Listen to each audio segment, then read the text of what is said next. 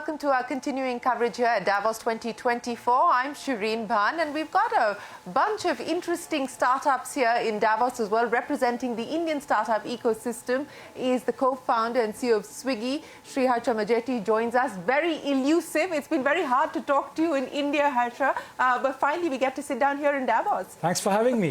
It's good to have you here. What I would have ideally liked to do is Swiggy a masala chai right here to the studio, but unfortunately, that's not the case here. But let's start by talking to you about what brings you to Davos. No, I think there have been many folks, friends, business leaders from the past, some of them who had great things to say about the event. So this time when our team also not saying this might be an interesting thing to do, so we said, okay, why don't we go? So I'm back in a suit after, what, a decade?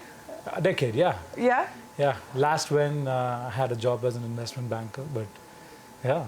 Are you feeling comfortable in the suit now? Yes, getting there. So let's talk about 2024. And there's been plenty that's happened through the course of 2023. Right. What does the outlook look like at this point in time as far as the business is concerned? No, as you know, Shireen, we have multiple businesses now between food delivery and between Instamart, our grocery, quick commerce business, and Dine Out. I think each of them are in various stages.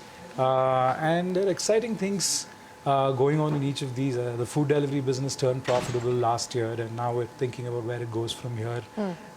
There's strong growth, but a lot of the growth and excitement is also coming from the Instamart business. I think it's in the sunrise category, and I think we're just getting started. So yeah, we're looking forward to seeing how big this category can become in the next 4, 5, 6 years. You know, so let's understand how big this category can be. And I ask you this from the conversations that we've been having with Blinkit, with Dipinder and Albinder. And for them, they see Blinkit as the next big growth engine because they believe that the pipes are in place. And now you can push literally whatever you like through them. So that idea of low value, small ticket items, that's a thing of the past. How's that playing out for you? And where do you see this business as far as Instamart is concerned over the next few years? Yeah, I think what they said would be consistent. I think we're also still at a very, very early stage, learning what works for consumers, what categories. Just because you can put a category doesn't mean the consumers want it. I think all of us in this space are iterating, learning from each other, learning from consumers on what they want, what they don't want. What's the big learning from Blinkit? Oh, many things. I think there's no one per se. I think they've done many good things. Even our other competitors have done many good things. I can't maybe single out one in particular because there's just everything on the storefront, how folks manage their store operations, how they manage their delivery operations. I think it's quite helpful when you have 3, 4 good competitors kind of almost inventing in the space in the first 2, 3 years. Also, it's also unique because it's only in India that the quick commerce model has found so much success, not just from a growth standpoint, but even from a sustainability standpoint. So I think we're in great company learning from each other, and we'll continue to do so. So given the traction that you see on Instamart, what kind of investments are you going to make in Instamart to ensure that the growth momentum picks up? And what's the sort of aspirational target that you have for Instamart? So in terms of the investments, maybe 2 years back, we talked about going on an investment calendar for Instamart to make sure that the pipes get built well. And the pipes are built now, so our investment calendar is on a receding line because I think the business is starting to become profitable at a store level, and the incremental investments, if any, will not be meaningful from here because, again, the pipes are ready, the consumer base is already on the service offering. So, yeah, I think we have investment plans in terms of how to make the product better, how to make the experience better.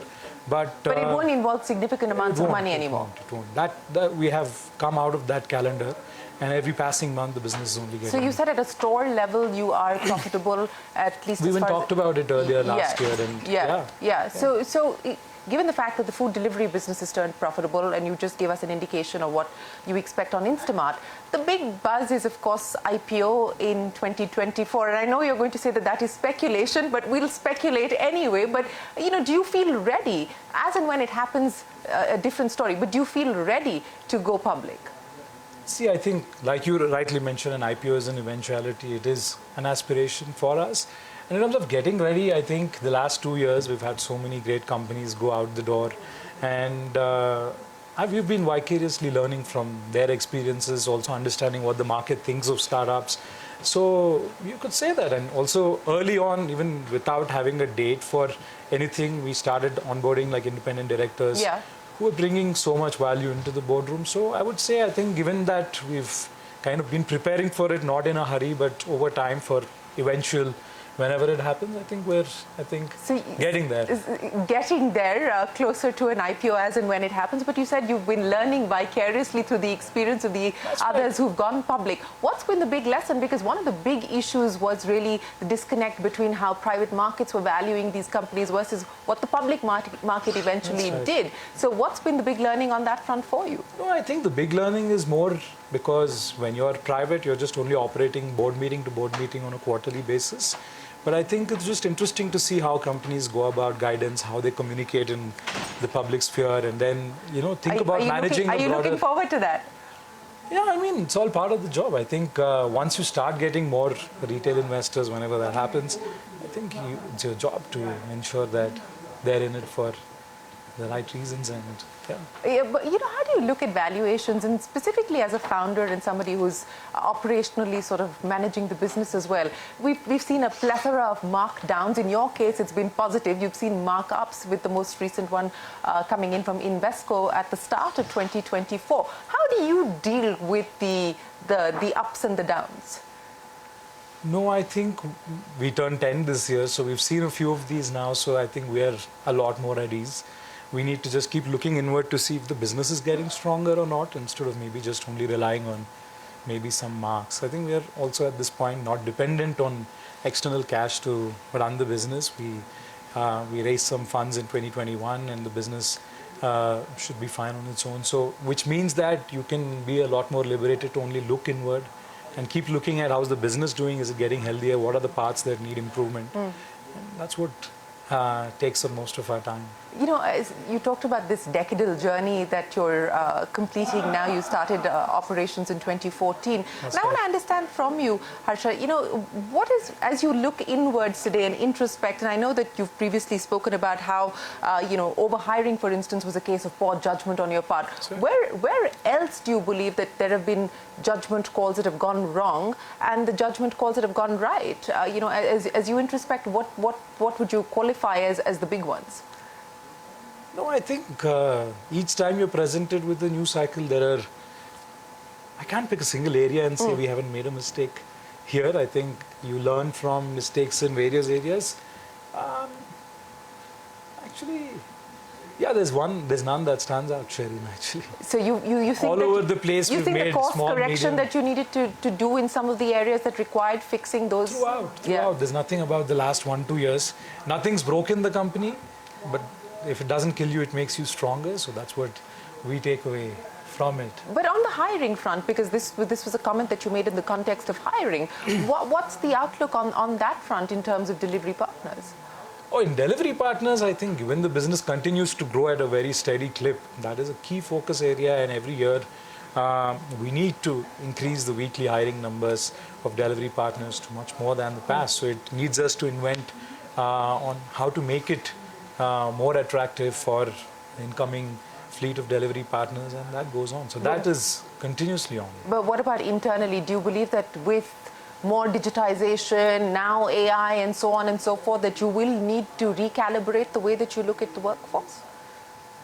Well, I think that constantly there's so much happening, whether AI or not. I think also the last couple of years, most companies have looked inward in pursuit of operating excellence, efficiencies, and I guess we are not alone in that. So if AI is going to be one building block into figuring out how you can do more with less, then yes, I mean, we will be all over it. We have been looking at it quite closely. So do you believe that you will need to perhaps look at whether it's efficiency or cost and curtail? We need to look at. We've been looking at it. Now I think it's also a journey. So for the last 2 years, it's just been a continuous process. So there's no we need to look at now. There's nothing new that's happening. It's just all of us companies have been adjusting, adapting, figuring out what this best version of ourselves looks like. So speaking of the best version of yourself, given where you find yourself from the vantage point that you are at today, in terms of new adjacencies, in terms of new revenue streams, ancillary revenue streams, what are you looking at today? What could potentially look viable to take forward? Right. I think for us, it's impossible to tell before something breaks out whether it'll be a breakout. So Swiggy has a builder bias. Every year you'll see 5 or 6 things going out there in potential new business lines to the consumer. And with any luck, 1 out of 2 years, 1 out of 10 things will break out. So at this point, we have a bunch of explorations. There's one called Swiggy Mall, which is live as a small pilot in Bangalore, where we're trying to, again, use these pipes to think about, is there a broader extension into commerce instead of just maybe imagining ourselves as a grocery plus service. Then we have another pilot around high quality grocery with Swiggy, insanely good. Then there are some pilots around empowering small businesses with Swiggy Minis. So these are some examples, but every time we meet every year, there's going to be something out the kitchen, because that's also one big part of Swiggy that I'm very excited about. Being able to pioneer, invent, and see if we can bring something that belongs in the future.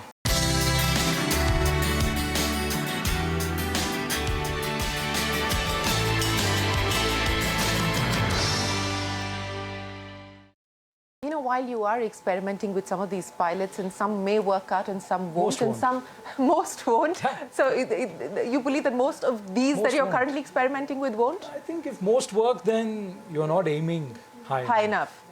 Because when do you decide then to pull the plug on these experiments? So they run at such a low cost that we are under no compulsion to reduce them. But every quarter we take a look back and see what's doing well, what are consumers telling us, is the thesis with which we set this up still strong? Then do you pivot it into something different based on the insight that you got, etc. Because even if you look at Swiggy Instamart, we created the category in India at a time when globally it was not supposed to be a breakout. And that also was an iteration. When we started with another business called Swiggy Stores, where we were delivering from neighborhood grocery stores, pharmacy stores, and we weren't able to give the experience that the consumers wanted. There were some consumers who kept coming back for more, even for that experience. That forced us to iterate and invent on their behalf to see if there was a newer operating model that can solve this problem. So you really don't know where things take you when you start the pilot. Some are definitely worth shutting. Some are definitely worth advancing. The harder ones are whether you pivot into something else, needs a lot more judgment, and yeah, it's not easy. Well, no, I would imagine that it's not easy. But speaking of the road ahead and ways of being able to monetize the business, I mean, both Swiggy, Zomato, you've got a platform fee now. You've got a fee that you charge your restaurant partners as well, and you also have a regulatory headwind in the form of the government saying that, look, it's a service and you need to pay 18% GST. So both on the monetization aspect as well as the regulatory headwinds, how do you see both at this point in time? I'll take the regulatory one first. We are a 3-party marketplace connecting consumers, restaurants, and delivery partners. We've already shared our views with the GST Commission, and we'll see where that goes from here. Outside of that, I think there are always iterations. Like you mentioned, monetization, and these are all, I mean, still 3-6-month-old iterations. So we actually have had, I think these are experiments that will continue in pursuit of what works. No, but I just want to go back to the GST issue, because you said that you have made representations to the GST authorities saying why you ought not to be taxed. What's the response been? Because so far they seem to believe quite emphatically that you need to pay. Right. No, we don't have any new updates at this point. Okay, no new updates that have come in from the GST authorities. But on both the the NRAI coming out and saying that this new restaurant collection fee is a distraction that is best avoided, how do you respond to that? No, we work very closely with our partners and keep understanding what the pain points are, what we can do, and that's a continuous journey. In fact, our relationship with our restaurant partners at large is actually only gotten much better. We've been launching so many initiatives for partners. We're also doing a lot of outreaches, going to the cities, meeting partners in each city, getting feedback and getting better from there. So I would say that, this fee, that fee, there's always conversations with partners about potential win-win opportunities. So it's just Do they see this as a potential win-win? there's always other things also that are going to be more beneficial. We've done some jumpstart programs. There's always incentives that we launch for partners, let's say in our India Next geographies where we've gone on many things. So On the advertising revenue side, because that seems to be, again, a fairly decent chunk of money coming both right. Zomato as well as your way. What's the outlook on that front? well, I think if you look at overall in marketplaces in general and advertising, I think even Amazon's shown the way that there is a huge headroom. I think 7-8 years back, it was nowhere on the radar, and now it's a very meaningful part of the profit line item. So I think we also have made a lot of progress over the last 1-2 years. And I think there's still a lot more headroom in the next 2-3 years. But it will need tuning into partner needs a lot more and understanding segments, sub-segments, a lot of these that. So what is the will help. revenue contribution today, for instance, and where would you believe it could potentially be? So I can't comment on the advertising business separately. There's overall economics that it is a part of. We don't classify it as a separate business, just a But part it's of the proving food. to be significant? 100%. Have been seeing very strong growth in the last 1-2 years. Okay, so let's talk about penetration from here on, given where you find yourself, given the traction that you see in the market. You know, where do you see yourself in the next 3 to 5 years, for instance? No, I think Shireen, we is operating in the top, I guess, close to 200 million consumers for the country. That's our target segment for most things that we do. With food delivery, we've seen meaningful penetration already, and a lot of the growth will not just be a function of more penetration, but also more occasions and use cases for the existing consumers to grow their business on the platform. But with Instamart, Can you replicate the New Year Eve kind of moments? I mean, record sales That's coming right. in for you as well as for Zomato. That's right. Can we see occasions like that being replicated through the year? What do you do about In that? fact, that's what we've been seeing in the last year. I think until 2023, Father's Day, Mother's Day weren't like massive occasions, where last time we were taken by surprise how much some of these are converting into real consumption occasions, whether it's for food delivery or for Instamart. So I think there's one, of course, festivals and how you think about tapping into festive events and offering a nice purpose-built consumption occasion for the consumer. But even outside of that, there can be occasions and needs outside of just festive events. You may want to gift something, you may want to order for someone else, you may want something more affordable, you may want something that is more tuned in for like a good snacking experience at evening. All of these are consumption occasions. So only the events are only one part of the consumption occasion. But in terms of penetration or further penetration from here on, what are we talking about in terms of the headroom for growth, both on the Instamart side as well as the food delivery side? And do you believe on the food delivery side, we may start to see things slowing down given the pace of growth that we've already come off? Well, it has slowed down already from previous highs, but I think it's expected to be there for at least the next 4 or 5 years. So it's not going to slow down further basis how we see it. I think it's also... And you think the slowing down is only a function of the fact that you've addressed the current addressable market? Correct. And has there been a disconnect between what you thought the addressable market would be and what it's finally turned out to be? I wouldn't say so. No? I wouldn't say so. We were always clear that this is for the top 150, 200 million consumers. I think there were some assumptions for how the retentions will play out. I don't think it's too different. But I think it's also very, very early. The very unique thing about India for food delivery is we're just so early for the restaurant industry in India. Like groceries, for example, 50 times the organized restaurant industry in India, unlike any other place in the world. But online food delivery happened in India at the same time as the rest of the world.